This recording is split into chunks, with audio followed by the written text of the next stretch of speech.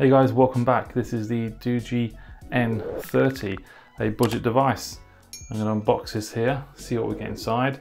This is probably one of the cheapest smartphones I've had on the channel recently. So you get a silicone case, which will have manuals in here as well, I expect. A SIM tray ejector tool, which is good. Now this retails from, I've seen it online for about £90 odd, all the way up to 150, depends on the offers, but the Doogee does seem to be on offer quite often. That's the phone. So obviously in here we have charger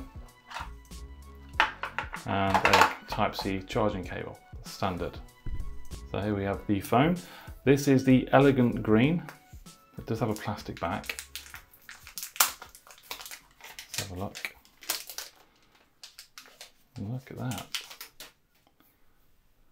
That looks really nice, doesn't it? Yeah, plastic backs, obviously that keeps the price down. So this is a super budget device. So if you are struggling for money or can't afford a phone, this is the sort of price bracket, the sort of phone you might expect to come across. So it does come pre-installed with a screen protector. Now this screen is 6.55 inches, so it is a large device. It's only a 720p display LCD, but looks really nice, I'm sure you'd agree.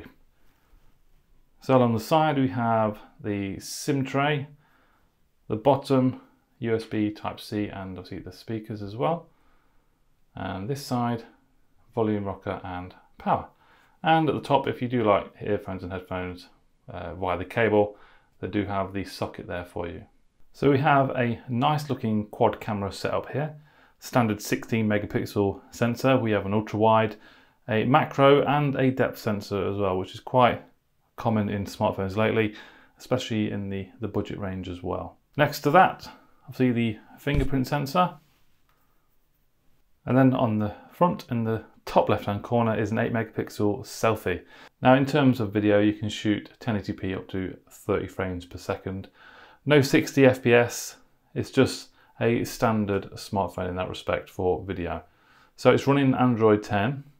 I'm not sure if any Android 11 updates are going to be coming to this, I'm not too sure.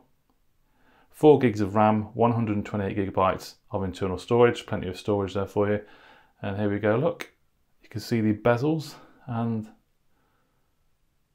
the chin at the bottom there, a little bit on the thick side, but let me go and set this up and I'll be back soon. Okay guys, we are back. This is the home screen on the Doogee N30. I think you'll agree, looks really nice. The wallpaper is nice. Icons look nice as well. There's not really much bloatware in here at all. The applications you see here is basically it. There's no app drawer, you know, to swipe up from either. It's quite clean, really. Let's show you the menu. That's what the menu looks like on the N30. There's no NFC on this device, which is a budget device, so I wouldn't expect that anyway. Battery size is a 4180 milliamp battery. So I'm hoping for decent battery life. If we come down here, there's no updates available for this at the moment. Fingerprint sensor set up as well. I've set up the face unlock. It does have face unlock on here as well, but that's cool. Also has a smart touch, which I wanted to show you very quickly. If you turn that on, a little virtual button appears there. If you single click it, it'll go back one page. Double click it goes home. Long press it locks. So let's double click it and it goes home. Long press and it locks. Yeah, so the fingerprint sensor is there on the back, but it's not been accurate. I've had trouble with it. Yeah, so I think they need a couple of updates to sort that out. Face unlock. There we go, that worked.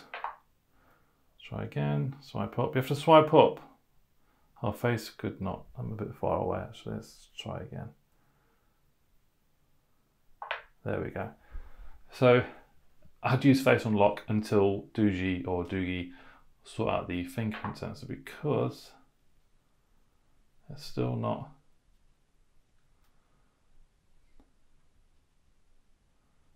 Not recognised. I mean, I've done both. Yeah, too many attempts. They need to sort the fingerprint sensor out. But yeah, it's got a nice IPS panel, LCD. So the display is not bad at all. I like that. So the camera performance, I did a brief test earlier on.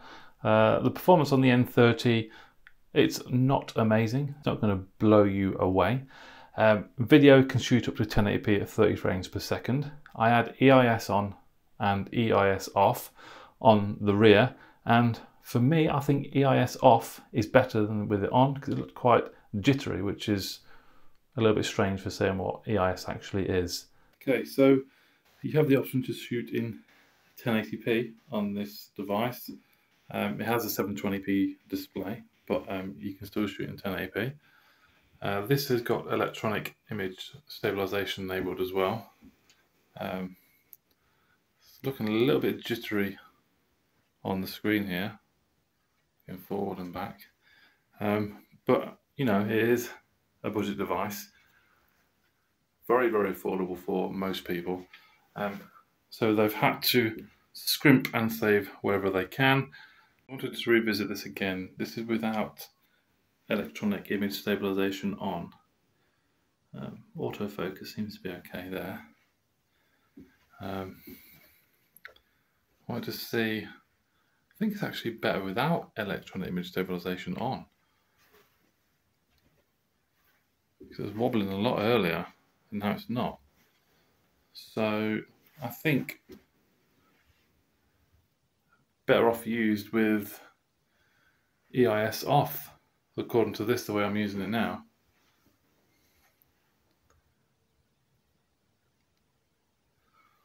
Yeah. Obviously, you're not going to expect amazing camera performance on a budget device like this. But with EIS off, I think it performs better and the footage could definitely be usable there. Take a look at the image on using the 16 megapixel rear camera. The quality is okay. Again, we're indoors using artificial light. Colours could be more vibrant, but a little quite washed out really. And the ultra wide, it does a pretty good job outside. If you look at it inside though, you can see there's a bit of distortion around the corner. Things look a little bit bendy and stuff like that. And then if we switch to the front facing camera, particularly in bokeh mode, does struggle with bokeh on the front facing camera. In normal mode though, pictures seem to be okay. So this is the selfie camera. I'm under artificial light here, so please bear that in mind as well. This is shot in 720p and it's got electronic image stabilization enabled as well. So let's shake that a little bit. Looking at this, it looks as if it performs better than it did on the rear camera. But let me know what you guys think. Of course, I can't hear what the microphone sounds like because I can't hear myself yet. I'm right near a window now. This is more natural light now coming in. It's quite cropped in, I think. Yeah, let me know what you guys think to the front-facing camera. Yeah, so if you're looking for a smartphone mainly for camera, I probably wouldn't look at this just purely for camera purposes. I mean, the design is really nice. The display is nice. The rear, even though it's plastic, looks very nice. Comfortable in the hand. From this first day of sort of use, more of a phone that you'd use to watch videos, browse the internet, play the odd game here and there as well. I'm going to show you some audio now. Okay, so we have one loudspeaker at the bottom. Okay.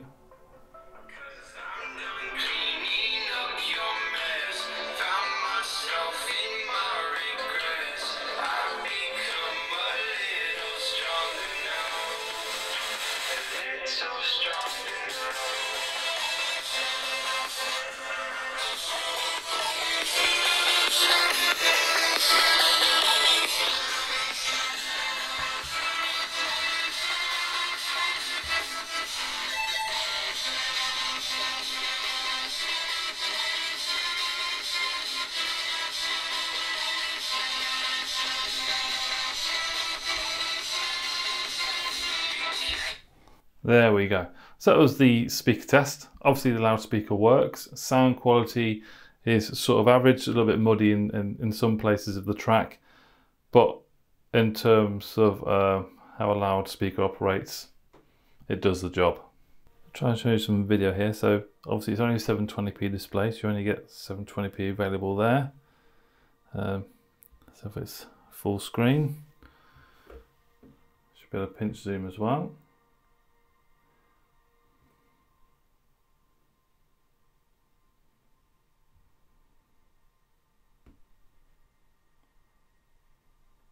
Oh, that's that little button to get rid of that. Can't get rid of it.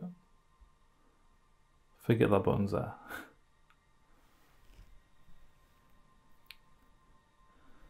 So that footage there looks really nice. It is 4K footage, but obviously it's only a 720p display. But this playback there is smooth. No problem there at all.